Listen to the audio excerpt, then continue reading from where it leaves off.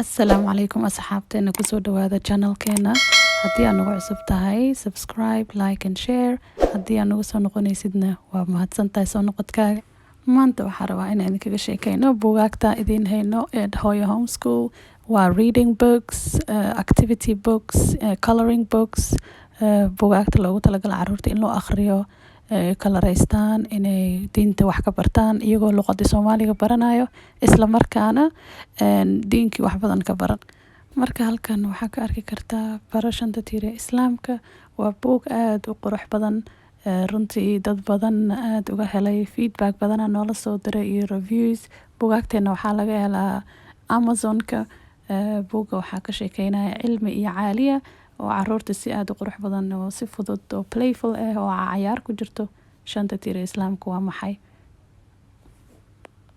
Marka buuggeena dadka review gareeyay waxaa ka mid ahay fadna oo fadna and AJ clipkii hadda idin soo daynaya insha Allah. Asigoo dhammaystirana channelkeeda waa ka arki kartiin abay fadna. waxaan doonayaa buuggan maarta inaad la qaybsado idinkuna maarta aad soo iibsataan Amazon baad ka heli kartaan. Waxaa aniga isoo hadiyad ahaan igu soo dirtay wadnaansan tahay. Waxaa la yiraahdaa Hooyo Homeschool. Waxaad ka heli kartaan Instagram. Aniga Instagram ma lihi laakiin dad kale Instagram-keeda maartay haddaad ku qortaan Hooyo Homeschool waa arki doontaan. Waxaa la yiraahdaa shanta tiir ee islaamka. aad iyo aad maarta walahay anigu uga helay caruurteedana mar dhow inanteeda waliba aad u jecleynaan buugaagta u aqriyo. Santahay abay fadna, thank you so much, really appreciate it. Hadda waxaan rabaa inaan idinkala hadlo buuggan baro af Soomaaliga. Baro af Soomaaliga waa activity book caruurta ku baran karaan ba ta ja oo ah alfabeeto af Soomaali. mar isla markaa waxay ka arki karaan xarafkii, waxay arkayaan muxuu u taagan yahay xarafkaas. hadda halkan waxaan ku haynaa example yar oo idin tusi doono. Kabacdina ilmaha wuxuu u haystaa fursad inuu ka daba qoro xarafkii oo iyo inuu ka daba qoro xuruuftii. Marka waa buug aad u waraaqa badan, activity book, so alphabetskan lagu baran karo iyo tirada xisaabta 1 2 3 sidaas u baran karaan insha Allah. halkan waxaan u jeedaa soo xarafkii ta oo u taagan tufaax, haddana tufaax oo hoos ku qoran oo laga daba qorayo. Kabacdi dhinaca kalena waxaa ku qoran ta'diyo weyn, haddana ta'diyo yar. So example badan lagu tusayaa caruurta si ay u bartaan qoridda iyo akhrinta alfabeetka af Soomaaliga. Buuggan wuxuu yaalaa Amazon-ka, linka hoos soo dhigi doonaa. meel kastoo Amazon-ka yimaado waa laga dalban karaa. walaalo badan naga dalbada feedback badan noola soo diray, waa mahadsantihiin. buuggan hadda u jeedaan waa welcome Ramadan oo lagu soo dhaweynayo bisha Ramadan oo barakeysan. waxaa ugu dhex yaala buugga picture sidaas u waaweyn oo ka hadlayo bisha Ramadan waa maxay. ducooyin yar ugu qoran, example yar ugu qoran, color pages badan ay haystaan ay kala raysan karaan. marka waa activity book, waa very engaging. waxaan ka wadaa waa wax waalidkii iyo cunuga isla sameyn karaan oo cunugana ku baranayo iyadoo loo sharaxayo. marka waa very simple insha Allah.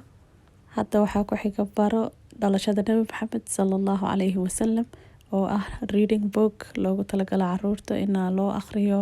waxaa ka mid dhigan kartiin inaad ku darsatiin routine-kiina habeenkii marka la seexanayo buugaagta ilmaha loo aqriyo. waqtiga u akhrisanaysiin buugaagta library-ga aa ugu dari kartiin. aad ay u baraysaa caruurta waa maxay dhalashada Nabi Maxamed sallallahu alayhi wasallam. marka cilmi caaliyo noo sharaxaya dhalashada Nabi Maxamed sallallahu alayhi wasallam buugga ku qoran. walaasheen uniquehooyo oo hadda la dhaho isku filan, hodaniskufilan ayaa noo akhrineysay gabadheeda Xaawo insha Allah. kusoo dhawaada.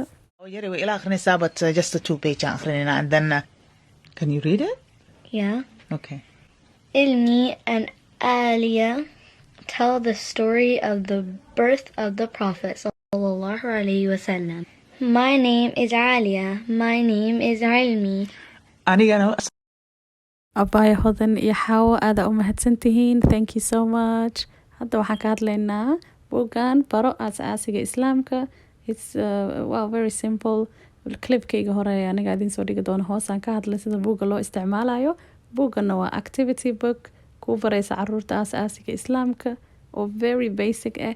waxyaabo badan cunuga ka baran karo waxaa kamid ah xitaa isagoo diinti baranayo sida wax loo jarjaro sida maqasta loo qabto sida wax loo kalareeyo sida loo fakaro sida loo iskugu aadiyo waxyaabaha isle marka cunuga waxay u noqonaysaa wax barasho guud ma aha kaliya aan barana diinka ma aha kaliya aan barana af Soomaaliga waa xitaa aan barana sidaan gacmaheena u isticmaali lahayn sidaan aqligeena uga shaqaysi lahayn sidaan u fakari lahayn sidaan horumarkeena uga fakari lahayn isla markaana diinteena raxmad iyo raaxada leh aan u baranayno biidnillah aada u mahadsantihiin buugaag kalena way jirtaa oo dhexda ebarka ah laakiin kor cover qurux badan ka saaran kulli Amazon-kay wada dhex yaalaan hadda buugaan oo kale dadka jecel inay caruurtooda cunto la kariyaan way ku qoran karaan recipe-gooda marka waa mahadsantihiin walaalayaal inta ay daawateen channelkeena ku soo dhawaada waa mahadsantihiin thumbs up hayga iloobinina comment and share assalaamu calaykum waraxmatullaahi wabarakaatuh